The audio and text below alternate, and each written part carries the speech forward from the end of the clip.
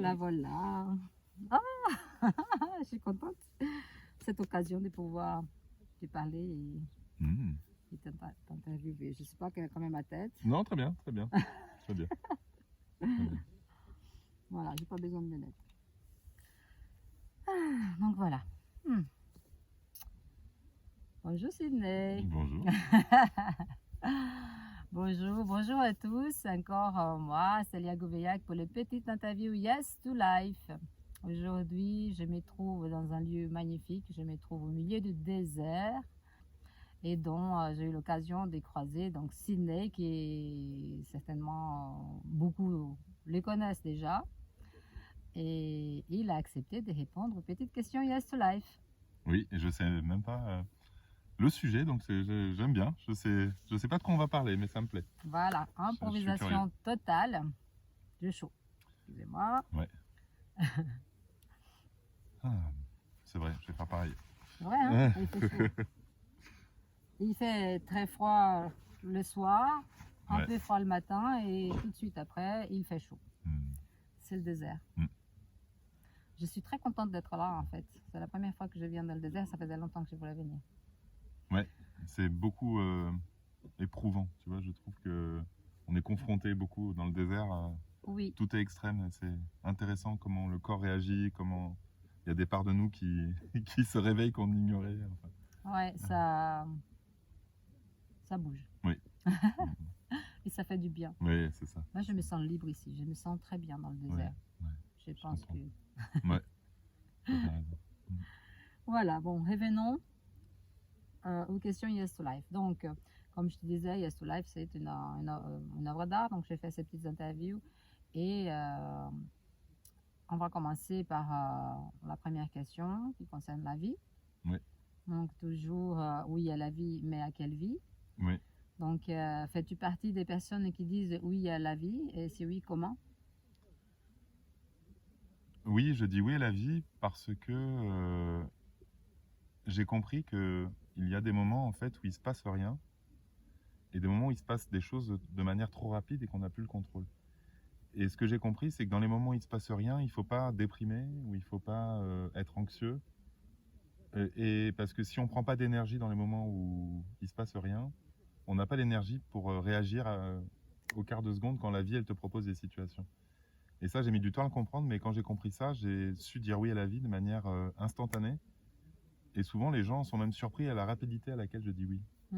Parce que justement, je sais me reposer et je sais aussi avoir la foi que la vie, elle sait mieux que toi, entre guillemets, ce qui est bon pour toi. Et elle sait t'emmener en tout cas là où tu ne t'attends pas. Alors, dans ma réponse, il y a un truc où j'ai envie de préciser. Quand je dis la vie, c'est mieux que toi, la vie, c'est aussi une part de nous. Hein. Je ne mets pas la vie ou l'univers ou la conscience. Tu n'extrais pas. Voilà, je ne m'extrais pas. Donc, je vais repréciser un peu ma phrase. En tout cas, ça, c'est très important de comprendre que la vie, elle œuvre pareil pour tout le monde. Sauf que il y a des résistances différentes selon les êtres. Et moi, je fais partie des gens qui ont très peu de résistance. Et qui laissent vraiment le mouvement de la vie. Et je suis capable, si la vie me propose demain de prendre mon sac à dos et d'aller à l'autre bout du monde, d'y aller vraiment sans regret, sans me poser de questions et sans interroger. Par exemple, en venant ici, je n'avais aucune idée du programme, de ce qu'on allait faire. Je m'étais même pas renseigné parce que je savais que c'était juste et que je verrais sur place. Les moyens de transport, où j'allais être logé, même avant de venir, je m'en suis pas inquiété. Parce que je savais que la vie, ou que qu'il y avait un mouvement qui était favorable et fluide. Voilà. Tu as confiance en fait. Ouais, une fois à la fois. Tu as la foi, cette Ouais. confiance absolue que tout va bien se passer. Et j'ai aussi appris à pas laisser mon cerveau et mon mental interférer. C'est-à-dire qu'il y a un moment où j'ai décidé presque d'être bête. C'est-à-dire de ne plus utiliser mon intelligence pour résoudre les situations de ma vie. En fait, le problème quand on est intelligent, et je fais partie des gens intelligents, c'est que on se dit que du coup c'est comme un don, l'intelligence, et qu'on doit s'en servir vu qu'on est doté d'intelligence, donc pourquoi ne pas l'utiliser? C'est comme les gens beaux qui ne joueraient plus sur leur physique au bout d'un moment parce qu'ils comprennent que être beau, ça ne sert à, enfin, ça mène nulle part, tu vois, ou que ça, voilà. Et ben c'est un peu, voilà, c'est un peu la même chose. quand on est beau et qu'on apprend finalement à ne plus jouer sur son physique, ben, moi je fais partie des gens intelligents qui ont appris à ne plus utiliser leur intelligence dans les relations, dans les situations, parce que mon intelligence ne me permet pas d'appréhender ce que la vie va me proposer, qui est tellement plus intéressant et complexe, et des fois passe par des chemins où mon intelligence exclurait cette possibilité comme étant viable. Et la vie va passer par une petite roue de souris pour t'amener dans un palais, tu vois. Et en fait, si tu cherches à raisonner comme ça, tu n'y arrives pas. Et je finis. Et aussi, je cherche plus à ce que mes actions servent un but. C'est-à-dire que des fois, tu fais une action et tu ne comprends pas où elle va, mais tu l'as fait. Et en fait, souvent, c'est des actions qui mènent nulle part, qui mènent quelque part. Et c'est pas les actions où on dit une action égale un résultat, ou combien je vais te payer si je fais ça. Tu vois, voilà, j'ai extrait ça, tu vois, Oui, tout à fait. de mon chemin de pensée. Je vois tout à fait et ça me parle totalement parce que je fonctionne aussi comme ça depuis un bout de temps maintenant. Et c'est vrai que des fois, je fais des choses que je ne sais pas pourquoi je les fais, mais je les fais quand même. Et puis, c'est drôle parce qu'on parlait de ça il y a à peine en allant au petit-déj, là, je parlais avec une collègue là. Et en fait, c'est un jour après, ou quelques jours après, ou un mois après, ou un an après, ou 10 ans après, tu te trouves dans la situation qui vient directement liée à ce moment-là. Et là, tu dis, ah, c'était donc ça. Ouais, c'est ça. Et c'est ça qui nous amène en fait à l'inconnu. Oui. Tu vois, et j'aime bien cette idée de l'inconnu parce que c'est vraiment, enfin pour moi aujourd'hui, je l'appréhende comme étant vraiment lent. Donc, l'an que nous sommes, qui est déjà connu. Et j'aime bien séparer, c'est l'an-connu. L'an que nous sommes, qui est déjà connu, mais qui a été oublié ou ignoré, ou peu importe le mot qu'on donne. Et qui, en fait, il sait, quoi qu'il arrive.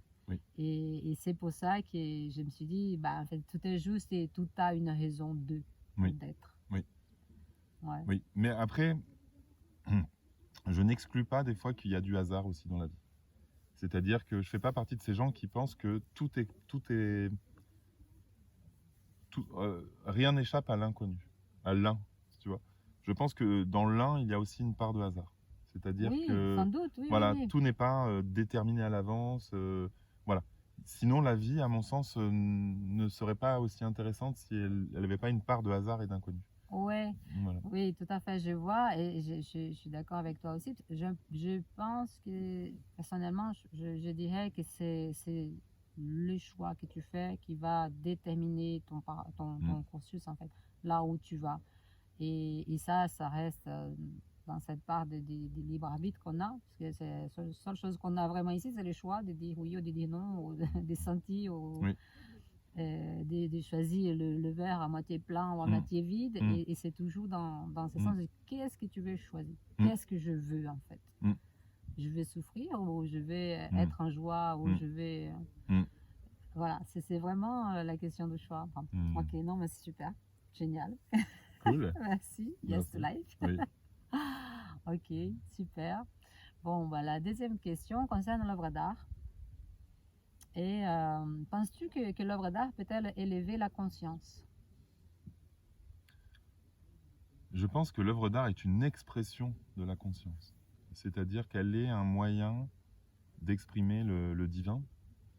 Ça me fait penser à certains poètes arabes ou perses qui ont décrit Dieu avec de la poésie, ou les anciens hindous qui parlaient justement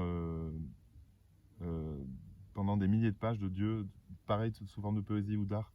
Pour moi, c'est une manière de, quelque part, faire appel à certaines parts de nous qui sont en connexion avec ce qu'on pourrait nommer le divin ou Dieu, et de le laisser s'exprimer à travers nous. Donc je dirais que c'est plutôt l'expression projetée dans la matière, quelque part, la plus proche de l'expression du divin, justement. Et c'est un langage, à mon sens, qui permet d'exprimer le divin sans le limiter, justement, encore une fois, à ce qu'on disait sur l'intellect ou le mental ou des choses comme ça. Et c'est vraiment une manière de faire un double mouvement. Fluir, Voilà. Et finalement, l'artiste est un canal du divin. Et l'observateur de l'œuvre, du coup, se connecte aussi au divin à travers l'artiste qui a été un médium finalement pour l'observateur de son œuvre, de lui permettre d'accéder en tout cas au divin, mais après il faut savoir que l'artiste a son prisme. Et ce qui est intéressant, c'est de comprendre qu'il n'y aura jamais d'expression objective du divin. Il y aura toujours des expressions subjectives, mais peut-être que toutes ces expressions subjectives additionnées les unes aux autres peuvent donner une espèce d'image, parce qu'on peut en soustraire peut-être ce qu'il y a de commun, mais on n'aura jamais personne qui sera apte à dire voilà, j'ai exprimé le divin tel qu'il est, sans mon humain qui a déformé ce qu'il est vraiment. Donc il faut accepter de toute façon qu'une œuvre, elle va être une expression du divin subjective, mais c'est cette subjectivité qui fait de nous des humains, des beaux humains. C'est-à-dire que finalement, c'est cette phrase qui dit souvent l'imperfection parfaite. Tu vois, notre filtre et prisme de déformation du divin est parfait, et divin en lui-même. Voilà, c'est-à-dire c'est comprendre ce qu'il y a de divin dans l'imperfection et dans l'humain. Oui, tout à fait, je comprends. Et pas chercher à croire que l'humain... Parce que tu vois, par exemple, souvent, on va imaginer, par exemple, si on prend les canons de beauté et d'esthétique, on prend la Joconde, bon, c'est un exemple un peu caricatural, mais pourquoi pas. Son visage n'est pas parfait. Et d'autres tableaux, si tu veux, d'autres peintres ont toujours vu que la beauté, elle était dans l'imperfection du visage ou dans l'imperfection de l'œuvre. Mais une œuvre qui serait trop symétrique, trop parfaite, serait pas divine. Tu vois, bizarrement, si tu prends une règle et que tu fais que des mesures, tu vois, des proportions égales, symétriques, géométriques et tout, tu n'arrives pas au divin. Tu arrives à quelque chose de presque un peu robotique, tu vois. Oui, j'appelle ça technique. Oui. Je dis toujours, j'enseigne la sculpture et je dis toujours ça à mes élèves. Je dis, vous pouvez toujours faire une œuvre parfaitement avec les mesurations parfaites. S'il n'y a pas une attitude, s'il n'y a pas votre attitude, parce que ça représente toujours la personne qui crée, s'il n'y a pas une attitude qui dit quelque chose, elle sera toujours une jolie œuvre. Point. Oui. Et je pense aussi que l'artiste se doit d'être égoïste dans sa création. C'est-à-dire que finalement, il doit faire ça pour lui et pas pour les autres. Je pense que le jour où on fait une œuvre en s'imaginant que les gens regardaient l'œuvre, on n'est plus dans le divin en soi. On est dans la démonstration ou dans le show, tu vois, on fait le show, mais où on s'imite soi-même. Mais je pense qu'un artiste qui arrête de faire les choses pour lui, arrête de connecter avec Dieu. Alors c'est paradoxal, hein, mais... Oui, mais je comprends tout à fait.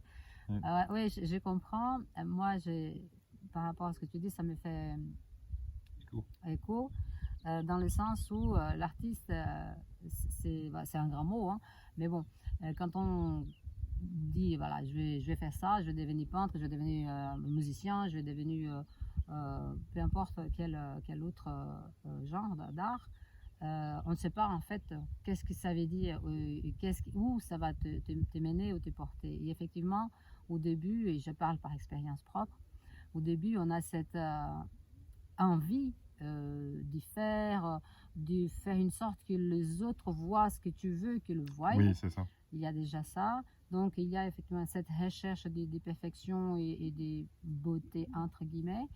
Et également, il y a cette envie de devenir connu, de devenir célèbre. C'est des steps, je dirais, jusqu'au moment où tu arrives et tu te débarrasses de ces fardeaux, parce que c'est des connaissances. C'est à partir du moment qu'on enlève, qu'on fait tomber les acquis, toute la connaissance que tu as pu avoir à l'école ou peu importe d'où, et que tu vas effectivement devenir... faire une sorte que ce que tu crées passe à travers toi et pas à travers des outils, forcément des outils que tu as appris ou des acquis, c'est là où tu commences à créer. Moi, je dirais ça comme ça. Donc, c'est un parcours qui est un petit peu, à mon avis, nécessaire parce qu'on n'est pas conscient de ça au départ. Et à un moment donné, pour ceux qui deviennent conscients, parce que tous ne le deviennent pas, pour ceux qui deviennent conscients, il y a ces passages, je te dis justement par rapport le parfait, je parlais de la sculpture, Et tu dis, non, moi, j'ai plus envie de faire les corps parfaits, le C'est visage ça. parfait, les yeux parfaits, que ça soit parfait. Non, parce que nous sommes peut-être parfaits quelque part en nous, et nous le sommes, je pense, dans notre essence. Mais en tant qu'humain et sur le cheminement qu'on vit ici, nous avons des chutes et des misères sur notre cheminement. Et si on devait mettre ça sur un tableau, sur une sculpture, ça donnerait tout sauf la perfection Oui. visuelle. Et ça, je trouve intéressant parce que là, on va chercher la maturation de ce cheminement. Et c'est à partir aussi de ce moment-là, on commence à aller vers quelque sorte l'essentiel, entre guillemets. Hein. Je ne détiens pas la vérité, mais en tout cas, c'est ce que je ressens et c'est ce que j'entends dans ce que tu dis. C'est exactement ça que je disais. Oui, c'est avec d'autres mots, mais c'est la même idée. Oui. Super, merci beaucoup. Merci. Génial. Ok, donc la troisième et dernière question concerne l'actualité. Et la question est, comment fais-tu pour vivre dans le monde actuel, dans cette mélange des chaos et d'autres choses qu'on le voit ou qu'on ne perçoit pas? Comment fais-tu pour traverser ces mondes sans être comment dirais-je, atteint par le chaos, impacté par ce qui s'y passe à l'extérieur? C'est une très bonne question et elle va peut-être nécessiter une réponse un peu construite et longue, mais avec plaisir. En 2020, au début du confinement, je suis allé voir tous les sites internet dits complotistes, même si en effet ça l'est pas forcément. Et j'ai commencé à m'intéresser à l'information qui n'était pas officielle. Et j'ai passé des semaines et des mois dessus à essayer de comprendre ce que c'était que l'état profond, les enjeux, qui tiraient les ficelles. Et au bout d'un an et demi, 2 ans, je me suis aperçu que j'avais une manière de voir le monde qui me rendait très anxieux.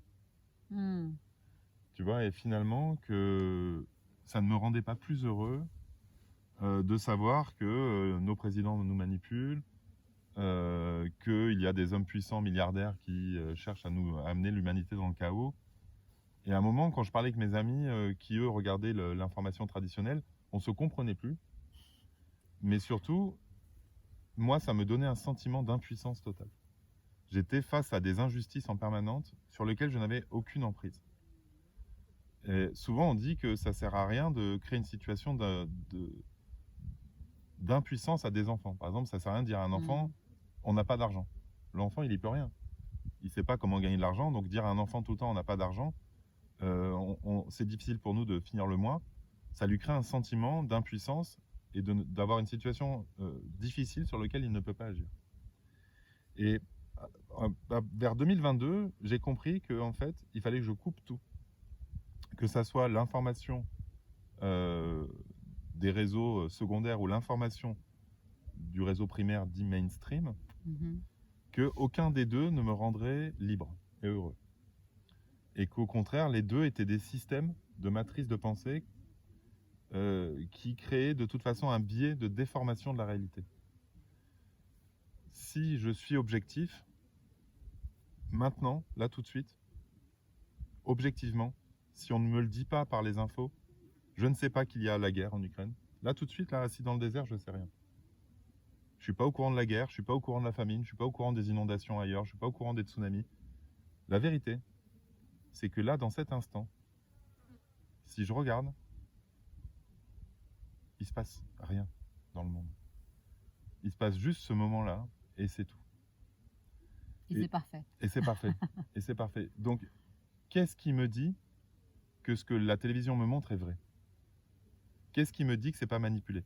Et on le voit d'ailleurs de plus en plus, de toute façon. Il y a eu un problème avec la crise des subprimes en 2008 et même un peu avant, mais tous les journaux ont été rachetés par des milliardaires et sont devenus des outils de propagande. Quand j'étais plus jeune, je me souviens que lire Le Monde, c'était être un intello. Maintenant, c'est devenu un torchon de propagande. Tu vois, des fois, quand je tombe sur des articles du Monde, je mal pour eux. Tu vois, ce niveau de...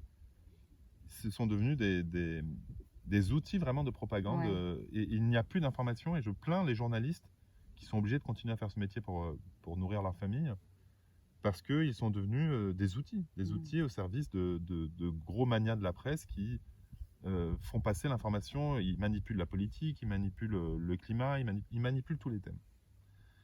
On dit souvent que la Terre est en train de se séparer en deux et on parle de la nouvelle Terre et de l'ancienne Terre.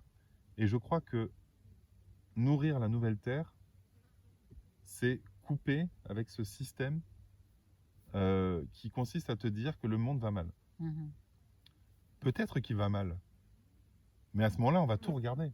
On va regarder ceux qui n'ont pas voix au chapitre, parce que ce n'est pas objectif dans les infos. Est-ce qu'on te montre les gens au Bangladesh dans les usines de vêtements qui fabriquent nos fringues à 2 euros? Est-ce qu'on te montre les Africains dans les mines de cobalt qui font les composants informatiques pour nos téléphones Les batteries électriques. Voilà, les batteries électriques. Est-ce qu'on te montre la vraie info? Donc si on veut nous dire que le monde va mal, qu'on nous montre vraiment. Parce que ce que génère l'électrique comme injustice dans le monde, c'est 10 fois le nucléaire, 10 fois le charbon. C'est-à-dire que le taux de pollution et de maltraitance que génère l'électrique, c'est colossal. Et toutes les voitures électriques maintenant sont énormes. C'est-à-dire que ça génère des déchets, ça génère... On ne sait même pas recycler. On ne sait pas recycler une batterie, on ne sait pas recycler un panneau solaire. Les tonnes d'eau souillée pour fabriquer, je crois que c'est 5000 litres d'eau, un panneau solaire. Tu vois, donc en fait, Où est l'écologie? Non, mais il n'y en a pas. C'est que de la politique, c'est que de l'économie, en fait. C'est-à-dire, voilà. Donc, à partir du moment où on comprend qu'on est des instruments, mais pareil, pour la question du genre, on s'aperçoit qu'en fait, il y a une volonté de réduire la population par tous les moyens. Donc, on va nous diviser les hommes, les femmes, les blancs, les noirs. On va nous dire qu'on doit demander à un enfant de 8 ans s'il veut changer de sexe. Enfin, tu vois, des trucs qui font que on nous fait bondir, tu vois. Je sais plus qui disait, mais si on m'avait demandé à 8 ans ce que je voulais être, je me serais coupé la jambe et je me serais mis une jambe de bois et un œil en moins parce que je voulais être pirate. Tu vois, donc à 8 ans, tu vois, si j'en m'avais écouté, j'aurais été un pirate avec une jambe de bois et un œil en moins, tu vois. Donc tout ça, c'est des questions de division. Et je crois que si on regarde à l'extérieur, on est divisé. Et que pour retrouver cette unité, il faut regarder à l'intérieur. Et depuis cet intérieur, on va vibrer d'une telle manière que tout ce qui se passe dans les médias va devenir un bruit qui ne nous atteint plus, mais pas une information. Moi, j'ai l'impression que des fois, je passe devant de l'information, dis information, mais ce que j'entends, c'est... mais j'entends plus vraiment, tu vois. Et je comprends qu'en fait, tout ça, c'est le maintien de la peur en permanence, mais que c'est pas de l'information, c'est de la fabrique de la peur. Et donc la question c'est, la peur fait vendre, donc quel est le nouveau sujet qui fait peur? Mais la peur n'a pas de limite. Si on nourrit la peur, elle est irrationnelle, donc on peut avoir peur. Regarde ici dans le désert, on pourrait avoir peur des scorpions, on pourrait avoir peur des tempêtes de sable, on pourrait avoir peur de manquer d'eau, on pourrait avoir peur d'être abandonné, d'être attaqué par des milices armées, enfin tout est possible. Absolument. Donc on ne peut pas vivre dans la peur. La peur, elle fait toujours qu'à la fin tu restes chez toi. Tu es vulnérable, tu es fragile quand tu as peur, mais tu n'es pas dans ta puissance, c'est pas vrai. Voilà. Donc, je dirais que maintenant, pour moi, la nouvelle Terre se crée depuis l'intérieur de soi. Et par contre, ce qui est intéressant, c'est que je rencontre l'autre depuis l'intérieur de moi. Et petit à petit, je m'aperçois qu'il y a plein d'autres qui font la même chose. Et qu'ensemble, on est en train de créer une nouvelle réalité. Mais que c'est plus, j'ai envie de dire, leur réalité. La réalité qui crée n'est plus la mienne. Ce n'est pas la planète dans laquelle je vis. Je ne suis pas dupe. Je comprends la manipulation qu'il y a derrière. Ce n'est pas de l'information, c'est de la manipulation. Donc, je vous laisse à vos manipulations. Mais ce n'est pas vrai que vous êtes de l'information, vous êtes de la propagande. Et donc, je ne vois pas pourquoi je mettrais de l'énergie dans de la propagande. Par contre, je mets de l'énergie au travail intérieur et à rencontrer l'autre depuis l'intérieur de moi, d'humain à humain, comme ce moment qu'on partage. Ça, c'est pour moi plus important, l'échange qu'on a. Mais tu vois, si on se mettait à parler de la politique ensemble, ça m'intéresserait moins. Parce que je n'ai pas envie de mettre d'énergie dedans. Absolument. Ah oui, comme je suis d'accord avec toi. Waouh. C'est exactement ça, mais c'est incroyable. C'est exactement ça. Je partage, mais alors à 100% ce que tu dis, parce que pareil, par l'expérience, et ça a commencé même période, voilà, cette période historique de 2020 qui beaucoup de gens ont basculé dans cette recherche de compréhension de où suis-je et qu'est-ce que c'est que ces mondes-là. Enfin, j'avais quand même une petite idée auparavant parce que c'est des choses que je vois depuis très longtemps. Étant, je suis brésilienne, donc je viens d'un pays où la politique, j'ai compris très vite qu'est-ce que cela représentait. Et d'ailleurs, je n'ai jamais voté parce que j'ai choisi de ne pas donner mon accord à qui que ce soit. Et enfin, mon accord d'être... voilà. Je signe pas ça, j'ai jamais signé, je signerai pas. Et effectivement, de cette période qui a été très, très spéciale, ça m'a permis juste de voir encore plus clair. Et je voulais comment je peux faire pour aider, comment je peux faire pour faire ma part des choses en ce moment. Et effectivement, je pensais qu'à un moment donné, c'était aller manifester, mais ça c'est très vite compris que non, je n'étais pas là pour faire ça, parce que je suis pas là pour effectivement donner mon énergie pour faire la guerre, mais au contraire. Et donc j'ai arrêté de faire tout, et c'est aussi au moment où j'ai perdu aussi, on va dire 80% des amis qui d'eux-mêmes sont pris la route, donc tant mieux, j'espère qu'ils soient heureux là où ils sont, il y a aucun problème là-dessous. Mais effectivement, c'est cette question-là, ce que tu dis, que c'est ça qui me parle vraiment beaucoup, beaucoup, c'est des non, je ne participe pas à ça, je suis de ce monde, mais je ne suis pas ça. J'ai pas envie de l'être, j'ai pas envie de participer à ça. Donc, pour ne pas participer à ça, moi, je m'occupe de moi, de ma vie, du monde que je veux voir et dans le monde où je veux vivre. Et effectivement, quand tu dis le nouveau monde, il commence à l'intérieur du soi, je le vois aussi de cette façon-là. Et effectivement, ce n'est pas en restant dans la peur que j'appelle depuis toujours les cancers de l'humanité.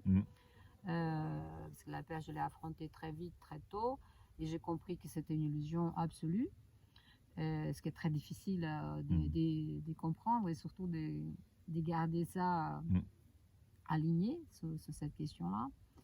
Mais je pense qu'effectivement, c'est ça, c'est cette propagande complètement absurde où les gens sont retenus. Ils ont d'abord, on a donné l'accord, on a consenti que ces groupes de personnes viennent nous dire ce qui est bon pour nous.